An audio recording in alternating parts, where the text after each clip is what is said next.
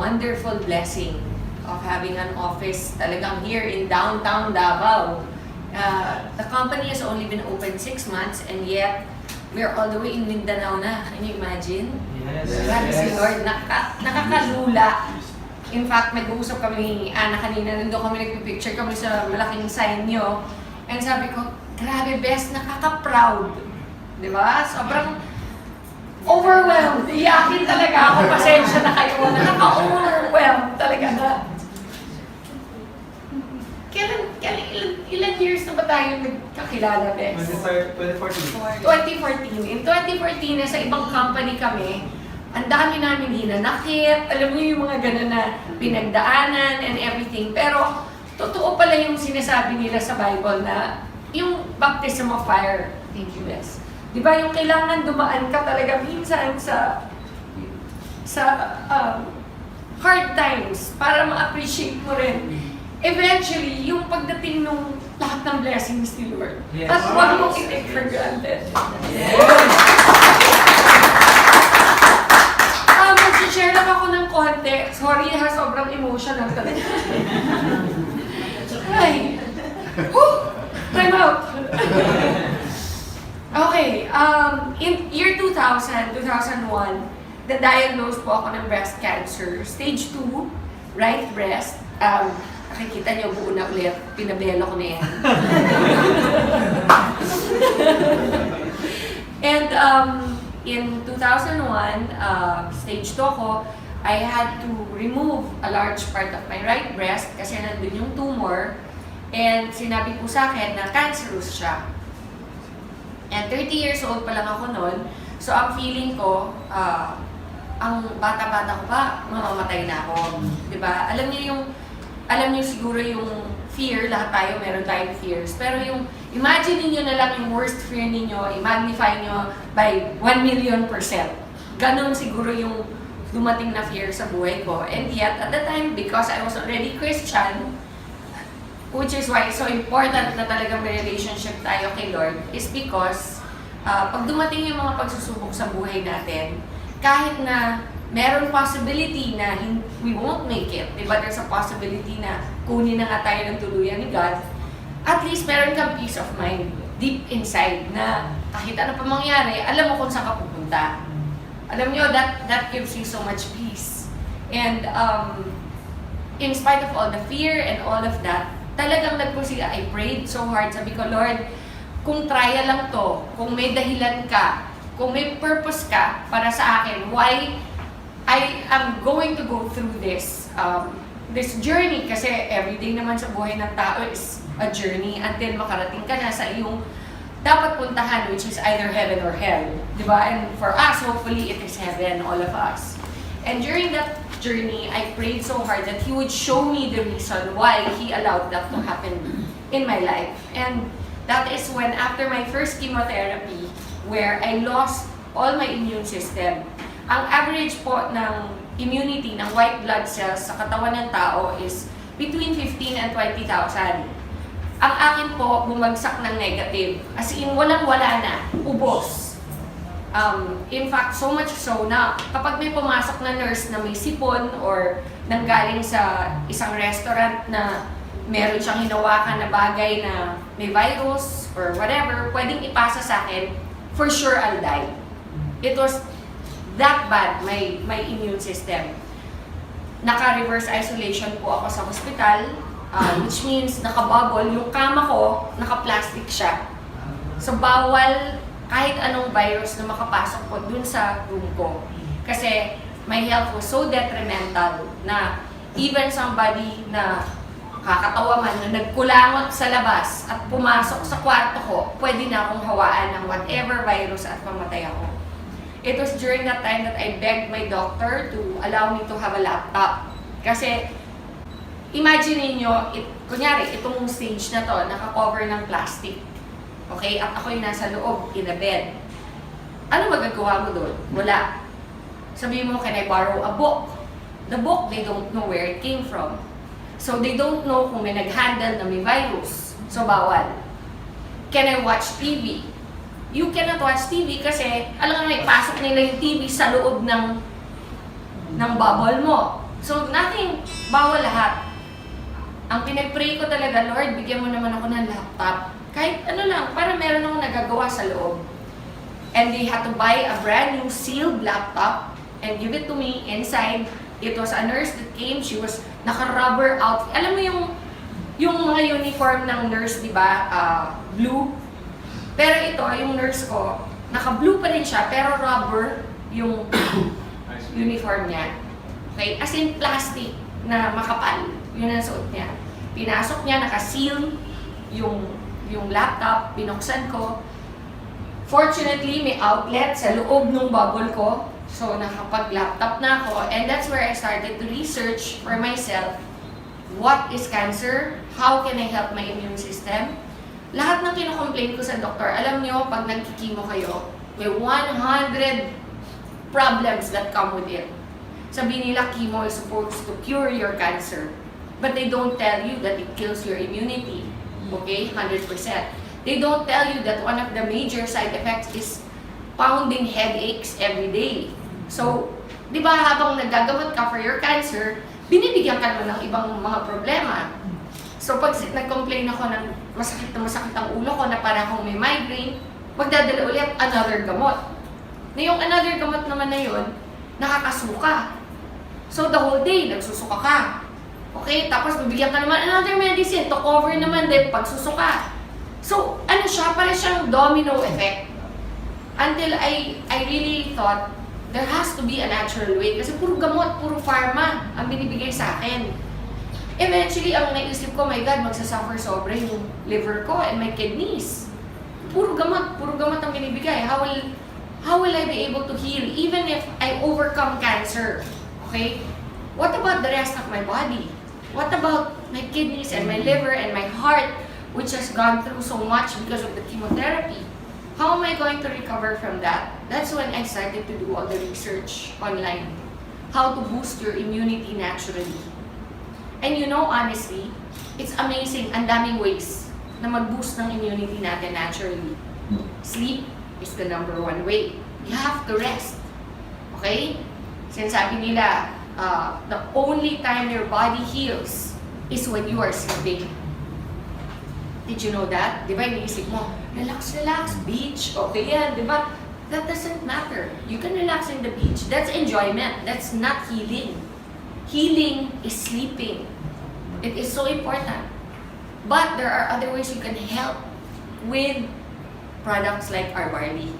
Ang daming product na pwedeng gamitin. But did you know, the number one in the whole world that God created Himself is barley. Yes. Kaya process of elimination, isa-isa kong ni-research yan. Imagine, I had 9 months in that bubble to discover what God really created that is the best for our immune system. And during the time, you have to remember, di ko naman alam na someday I'll be standing in front of people like you. Ang purpose ko lang during the time is for my own healing. Yun lang yung focus ko na, okay, so kung ginagawa mo yung research and yung training of your own knowledge for yourself, it doesn't matter about anybody else at the time. Gusto ko lang mahila ko sa sarili ko. Okay, so that's how I focus my research. What will help me? You know, there's a saying, knowledge is power, correct? So you have to become knowledgeable. You guys this is now your business. Be knowledgeable. Don't take my word for it. Don't take the word of AM or ICA or anybody in the company that will speak to you and tell you about the benefits or whatever. Hear us. Listen to us. Pero afterwards, go and do your own research. Kasi knowledge nyo yan. Knowledge nyo yan and that is your power. And that is what I did. Through my own research and my own readings, I realized, isa-isa, malunggay. Wow, taas ng ano niyan. Healing powers niyan. Okay? Yung ampalaya, taas din ng healing powers niyan.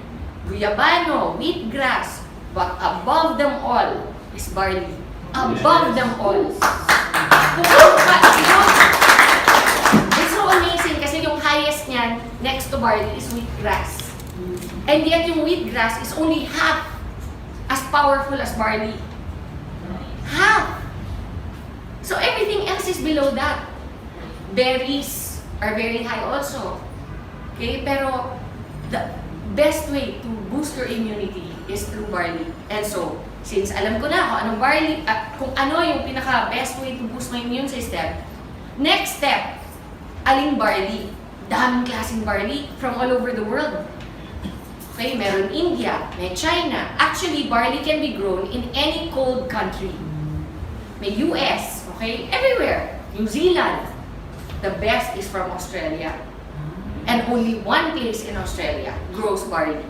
Why? Because the weather, the soil, the way it is planted and harvested, the way it is treated in the plant, so that the integrity and the purity of the product itself, of the plant itself, is contained 100%. So pagdating po sa packaging natin, everything, until it gets to your table, until you open it and put it in your glass, it is still 100% there, as if it was the day they harvested it itself. That is how amazing our barley is. Now, how does barley affect people? We're not a pharma company. We don't do a million tests. We believe in what God says. He promises certain things, and try it. What have you got to lose? For me, I was already in the hospital. Nasa hospital na ako. Lahat ng sinasabi ng doktor, ginagawa ko na. Lahat ng gamot, tinetake ko. And yet, bakit? Hindi nila ako mapagaling the way nag-recover ako nung nag-barley ako. Yes. Kaaway ng mga doktor ang mga natural products. I have to be honest. Because they don't make money from natural products. That's the beauty of I Am. I Am has made it available to you so that you can make money from natural products. You know, during my first chemo, I was in that bubble. I was thinking already things like, pag namatay ako, kamusta kaya yung anak ko? Sino mag-aalaga? All the things that you don't think about when you're 30. And I was already thinking, and accept ko na, okay naman daddy niya eh, kahit hibalay kami. Mapapalaki niyang mabuti yan. Andiyan naman mama ko, my sisters, di ba? Little did I know that God had a plan. That someday, what now? That was 2000. 17 years later, I would be here with you. Yes.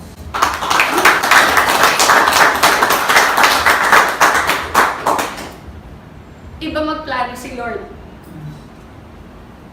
Do not assume to know. Grabe, for me, kaya ako very emotional kasi it's so real for me. It was a time when I really thought natapos na yung buhay ko. And then, every single time meron ganito na gathering or yung launch ng I Am natin, di ba, yung sobrang grateful ako na, wow God, binigay mo pa rin sa akin itong opportunity na makashare. Even if the worst thing happened to me in my life na because of that cancer, because of that experience, andito ako ngayon. Nakakatulong sa maraming tao through I Am. Diba? Sobrang nakaka-overwhelm. Alam nyo, after my first chemo, which I was in that isolation for so long, on my second chemo, di na ako na-isolate. Yung immune system ko, which took 21 days to recover from the first chemo. So, kunyari may ano kayo? Maro, thank you, Bess. Explain ko lang para naintindihan nyo. During my first chemo, I ended up in the ICU. Okay? Yan, tama yan ha. Ako to. I'm not very good at drawing. Okay? Nakabubble yan. Ang first chemo, say day 1. Ito pala. Wala pala. Wala. Day 1 yan. Day 1. First chemo. Ang treatment ko is 4 chemos, dapat. And then after the 4 chemos, 21 days of radiation therapy. So on day 1 of my first chemo, the doctor already told me na you have to recover, your white blood cells will be wiped out. It's natural, sabi niya. Your second chemo is 21 days from now. Within 21 days, your white blood cells have to be recovered. If not, we cannot give you the second chemo. Okay? And if we cannot give you the second chemo, you will go back to the first again. Can you imagine? Eh, yung first pa lang na gusto ko na mamatay. May tatlo pang matitira. Tapos pag disqualify, uulit. Makakailan ako. Yun yung nasa mind ko. So, kailangan talaga ma-hit ko yung 21 days. Parang parang hindi, parang quota sa kailangan ma-hit yung sapphire. Actually, except that this is for your life. This was for my life. So, I cannot rely lang on what the doctors are saying kasi for me, okay, andyan na lahat ng sinasabi na gagawin ko. Pero, kailangan din tulungan ko sarili ko. Doon pumasok yung research, doon pumasok yung Barley. Nung na-discover ko na, alam nyo, on the 20th day, every day kukunan ka ng dugo. Every day for 21 days. On the 20th day, sinabihan ako, you made it.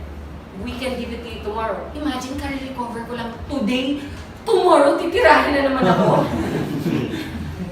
Alam mo, gusto mo sabihin, pwede time out kahit 1 week lang, please lang, para normal yung feeling ulit.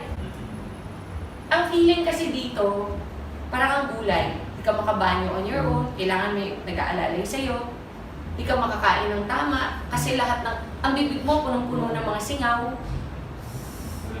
Okay? Walang lasa. Lahat ng kainin mo, tastes like metal. No, promise. No. Alam mo yung sasabihin nila, do you know what metal tastes like? Me, I know. Kasi it ruins your taste buds completely. Alam mo, my favorite things like chocolate, okay, Coke, yung mga ganyan. Di ba yung mga gusto mong kainin? Burger, lahat na ipasok ko sa bibig ko, lasang metal. So wala kang gana. Why will you eat? Kahit sa mind mo, ito yung taste, di ba? Sabi mo, ito yung lasa niyan. Bibili ko niyan. Pagdating sa'yo, hindi yun yung lasa. Yun yung side effects ng chemotherapy. So I made it to my second. By then, imagine, 20 days na ako nagre-research. By then, sabi ko, by then, husband, I told him, bumili ka ng Barley. I don't care what the doctor say. Itago mo, huwag mong pakikita na pinasok mo dito. So, naipasok. I kept taking it. Alam mo, on my second chemo, it took me 4 days to recover. Wow. 4 days! Kanina sabi ni Pichi, meron daw tao dito na nag-testify na nagtatago na siya. Na meron daw gallstones. Gallstones ba? Yes. Gallstones. And after 3 days of taking the Barley, 4 days. 4 days, what happened? Lumabas. Ganun ka-powerful yung Barley. There are people it takes years. There are some conditions that I had that took years to recover, but it still recovered. Like, because of chemotherapy, one of the side effects is my ovaries shut down. So no more mens. No more period. So my doctor told me I'll never have children again. And I only had one child back then, si Lexi. She was only 6 when I got diagnosed. And when my doctor told me na I'll never have children again, parang feeling ko, okay na rin. At least I have one. But in the back of my mind, I was thinking, what if I get a recurrence in the future? Okay? What if next time I'm not so lucky? What if next time God really wants to take me na? Diba? Sabihin natin, 5 years from now, 10 years from now, bumalik yung cancer, which is very, very much a possibility for any cancer patient. Once may cancer ka na, chances of recurrence are always 50% higher than somebody who's never had cancer. Okay? So, but now I'm on my 16th year. So, out of the woods na ako. Kumbaga, normally, ang recurrence happens within 2 years. Kung hindi ka pa graduate nung 2 years mo, hindi ka pa out of the woods. Pag nakagraduate ka na ng 2 years, your next is 5 years. That's your goal. Pag nakagraduate ka ng 5, 10. Sometimes, even at 12 or 13, nagkaka-recurrence pa. Okay? So you are not out of the woods.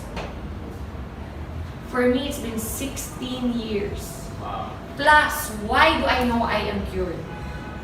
Because my cancer, the one that I had, was called Rh positive. Rh positive is, it feeds on estrogen. Ang nagpapakain sa cancer ko is estrogen sa katawan. Eh di ba nagkaanak ako ulit? After 3 years, 3 years akong umiinom ng barley from day 1. My period came back. 3 years! So that just goes to show, some things it will fix in 20 days. Some things it will take years. But no matter what, if you're consistent and you drink it regularly, it will be fixed.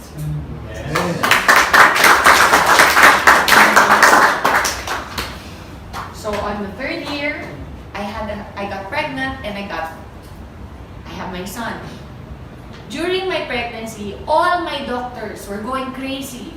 Nako, that's so dangerous. You have to have a medical abortion immediately. You have to do this, you have to do that. Nako, you cannot. You're a cancer survivor.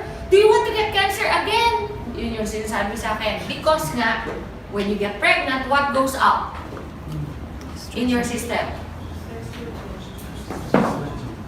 Estrogen. Correct? When estrogen goes up, I'm feeding the cancer. So whatever is dormant, whatever is sleeping in my system will wake up again. And it will be fed. And I will get it again. Yun yung fear. Even my mom, iniiyakan ako. Hindi daw ba sapat na pinadaan ko na sa kanya one time.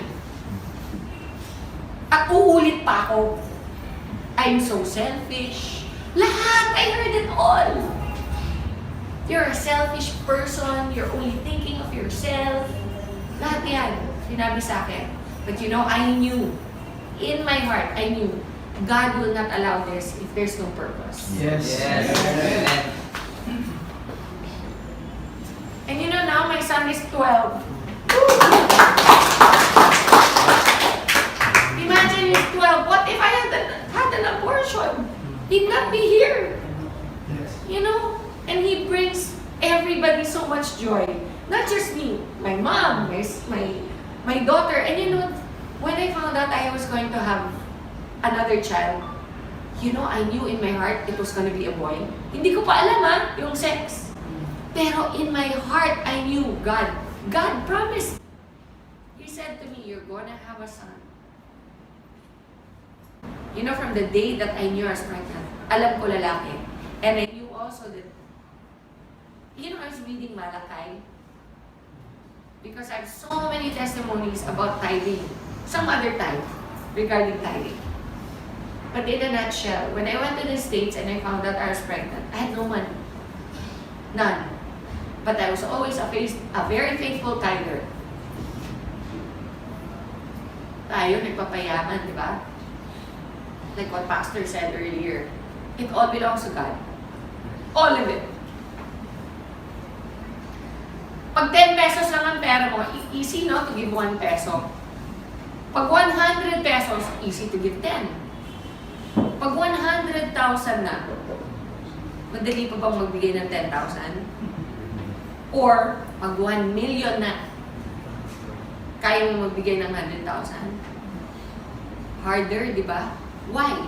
It's relative. It's the same ratio. Why does it become harder? I remember there was one time I earned 1 million pesos in one TV show. I went to church. Andun si Connie Reyes. Naka-ready na yung check ko ng tithe. Pero, hindi ko mabigay sa church. Sa Victory. Lumapit ako sa kanya, sabi ko, Connie, I made na the check. But parang I can't give it. It's heavy in my heart. Sabi ko, parang ang bigat ibigay. Sabi niya, come on, Ton. Sabi niya na. So, alam mo yung hawak yung, ito yung cheque, ito. Here, Con. Baka mo. Tinabi niya na, ipaganyanan ako sa kanya. Promise. Alam mo, she reminded me, sabi niya, you cannot outgive God. Yes. When I got sick and I had no money to pay for anything, I was in America. I blindly applied. Blindly. I'm not entitled. I'm not an American citizen. I blindly applied for medical aid. And I got approved. My entire treatment was free. Woo! And you know what? I remembered that moment that I gave that check to Connie. Yung bigat ng pag-release nung alam mo yung envelope natin, sabi ko, hirap talaga, hirap i-release yun. Pero I'm so grateful that I did because at the time when I needed help, God was there.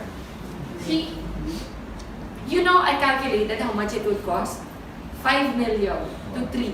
What I got in pesos, $100,000 is what it would have cost. Back then, it was 5 million. Ngayon siguro, doble na yan. But I didn't pay for anything. Even yung maintenance ko every day, yung tawag nila ng tamoxifen. Normally, one tamoxifen is $100. And I have to take one every day. You know how much I was paying? $1 for each one. You cannot outgive God. So, okay lang na magpayaman. But don't forget what Pastor said. The money isn't ours. We're only stewards. So, ayan, sidetrack tuloy ako. Okay, anyway. So, because of the estrogen, everybody was fearful for me to get pregnant, but I had my son. And he's completely well. Alam mo, I only had one breast to breastfeed him. Because they had radiated my right breast. So when they radiate, I actually asked my doctor, how's that? What if I have another, eventually if I have another child, you're never gonna have another child. Alam mo when somebody speaks into your life like that, how hard it is to receive and accept. But what if? No, you will never. No, but I'm just saying hypothetically, if. Don't do that to yourself. It's never going to happen. Ang kulit talaga. Alam mo yung ganun ang demonyo eh. Ganun ang demonyo. Promise. They steal and they lie. They steal your joy. And you don't let them. And even though he probably was an atheist, I looked him straight in the eye and I said, I rebuke that in the name of Jesus. I will have another child. And, when eventually I got pregnant, 3 years after, I was already here. I was so excited, I called him. My oncologist in the States, I called him. Hirap pa get through. Dami, that oncologists in America are one of the richest. Because people get cancer all the time. So they always have patients. It's a business. Normally, they don't even know you. They don't remember your name sa dami. Pero ako, natandaan niya. Kasi number 1, I'm not from there. I'm from the Philippines. Number 2, maganda ako eh. What can I say? Diba? I must have made an impression. Diba? Number 3, which is probably most likely the reason why he remembered me, I was his youngest patient. Okay. I was only 30. Most of his patients are 60, in their 50s, ganyan. Siyempre, siguro, tuwing ako yung papasok sa office niya, happy siya. Hindi masyonda yung pumasok, di ba? Hindi Jurassic. So, nagkaroon kami ng banter nung aking doktor. And I called him. When I called, I got his secretary, and the secretary said, "Oh, who is this, please?" Sabi ko, "This is Maritoni from the Philippines." "Oh, one moment, please." Ang bilis, sumagot yung doktor ko. Sabi ko, "Hi, Dr. Cooley, do you remember me?" Sabi niya, "How can I forget my beautiful patient?" Sabi niya, "What is something wrong? Are you having a recurrence?" Kasi normally, tatawag ka lang muna sa doktor mo kapag nagkaroon ka ng problema ulit, di ba? Sabi ko, "Oh, no, I'm perfectly fine, thank you very much. But I just wanted to call you because I remember how you told me I would never have a child again. And I just wanted to share the good news with you that I'm going to have another child." Those were my words, "I'm going to have another child." There's silence on the phone, no? And then he goes, "Well, you know what? I'm really glad you decided to adopt." Ganon siya ka-certain that I would never be pregnant again. So I said, no, Dr. Cooley, you don't seem to understand. I'm pregnant. Again, silence. Tagal. "Are you there? Are you still there, Doc?" Sabi niya, no, that's not possible. Sabi niya sa akin. Sabi ko, "No, Doc, I'm pregnant. And I'm gonna have a son." Kasi by that time, alam ko na, no, I was already mga 4 months pregnant. And he said, "Oh, no, wait, what did you do?" Sabi, "What did I do? Oh, I had sex."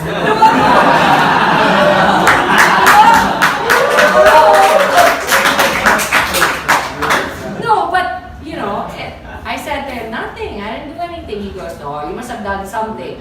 So, siguro kala niya medical procedure or something. So I said, "No, I've been taking a supplement for a while, and it's called Barley." And ako yung nag-educate sa kanya about what I had done this whole time, from day one. Sabi niya, "Oh, you're a sneaky one." Sabi ko, "But it worked." And sabi niya, "Oh, well, I'm very happy for you." You know, and in as much as we are not allowed to recommend those things, being doctors, we do not stop our patients if they want to. Yun ang sabi niya. So, imagine, that's my oncologist na. He's the one that told me I'll never have a child again. He's the one that told me that, you know, if I get pregnant, for sure I'll have a recurrence. And yet, here I am. My child is 12 years old. I'm 100% in good shape. I would like to say I'm in more than good shape. Yes!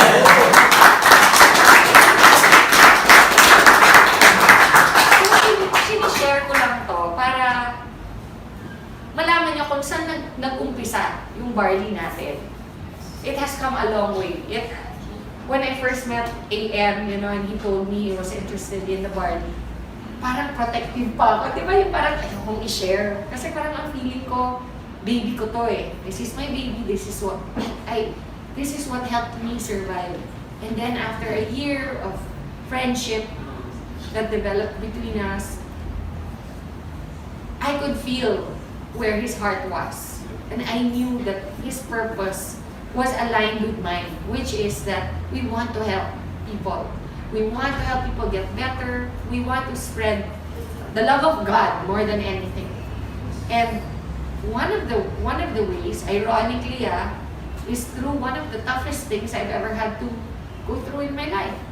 And something that I discovered during that time. So, you know, it is an honor and a blessing to be able to provide the barley that helped me to I Am Worldwide. So do not ever, I mean, if you have any questions, we're always available to let you know. You know, I always encourage also members. Kasi minsan yung mga nagpa-private messages sa mga social media accounts ko. Simple things like, pwede ba ang barley sa diabetic? You can Google that. I am not your only source of information. Tama lang. Okay? It is in the internet. That's why I am proud to tell you, grabe ang galing ng barley natin. Kasi hindi lang po sa akin dapat manggaling yung believe din nyo. Ako lang po ay testimony. This thing that you see in front of you is the reason why I'm living proof that it works. Okay? But go and do your own research. Find out. Maybe, mas may alam pa kayo eventually kaysa sa akin about what barley can do. Yes. Diba? You know, I've had people take barley, come up to me and say, "Hoy, alam nyo, yung anak ko, congenital ang heart disease niya, ganyan-ganyan." And then, we just kept giving barley and eventually it healed. I didn't know that barley could do that. Kasi I'm not naman a doctor or a nutritionist. I'm just a person who took this beautiful gift of God and it worked for me. And that's why I want to share it. I want to let you all know that we are here to support you in every way. It will not only give you great health, it will give you great pockets. Yes. Yes. God bless you, everyone. Thank you.